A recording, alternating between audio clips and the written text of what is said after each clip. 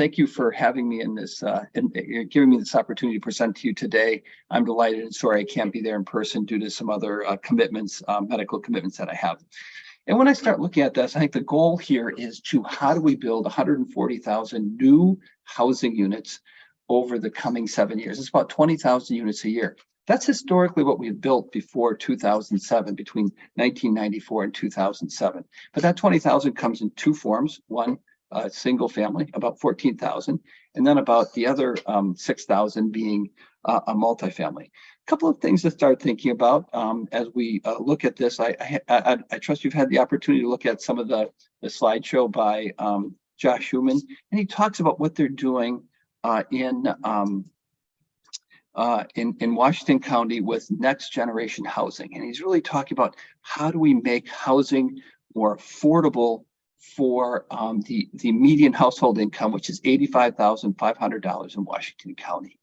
And when we start looking at that, there's a couple of things that are worth noting. If you got 85,000, you take 30% of that affordable house, be it a rental or home ownership, is about $25,600 in payments a year.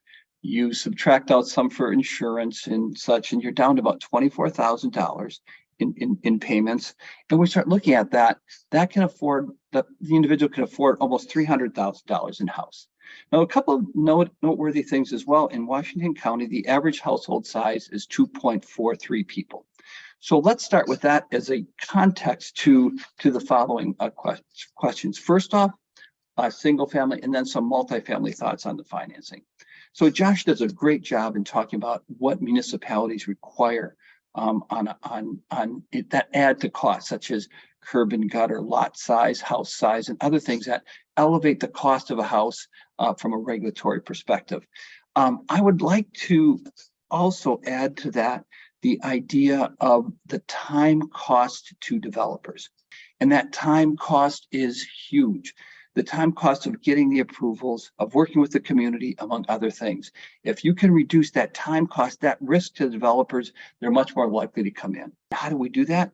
Getting some pre-approved PUD type development. We don't have to have the specific lots in place, but you're approved for this many units and you can build them, and you have your infrastructure coming to that site. That reduces a lot of the upfront risk to getting the development done. Both Josh as well as David Bellman talk about large cost of $80,000 to $85,000 to $90,000 in regulatory costs. Much of that comes in the form of land regulation to get that lot built. So how do we start thinking about this from a municipality's perspective in funding this? So first off, there are some ARPA funds that are maybe a one-time, one-off to help fund some of that.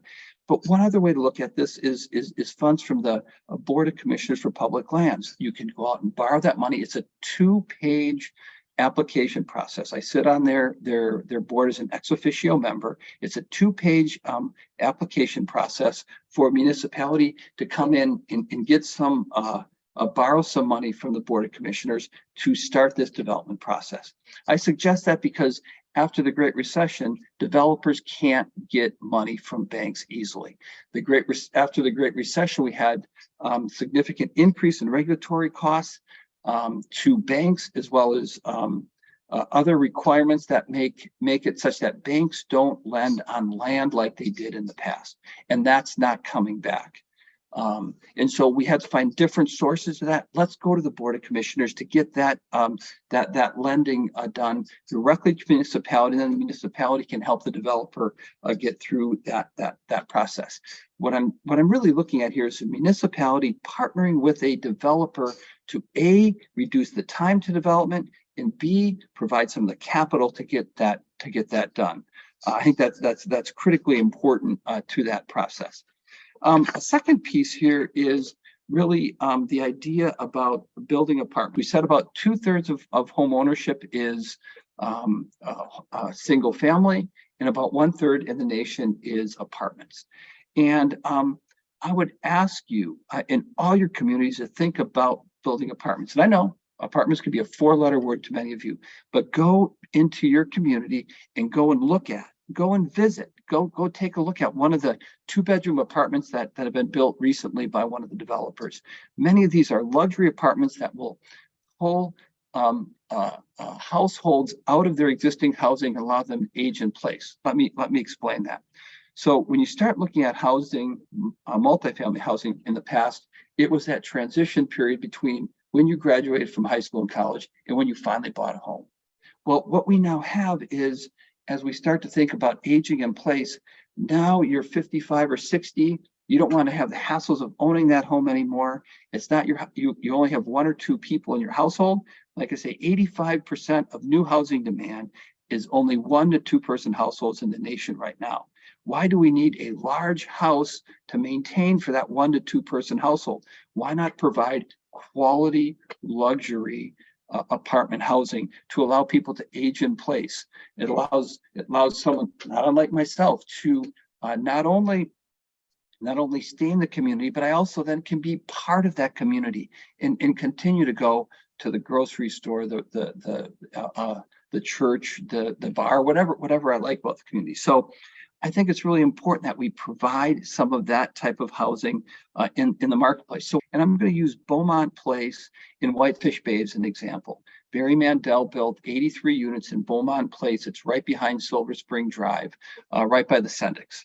And of those 83, more than half of those units, the people who came into them were from the zip code, the subject property zip code. It was pulling people out of their single family homes, providing that next generation of homeowners to come in and buy those homes behind them.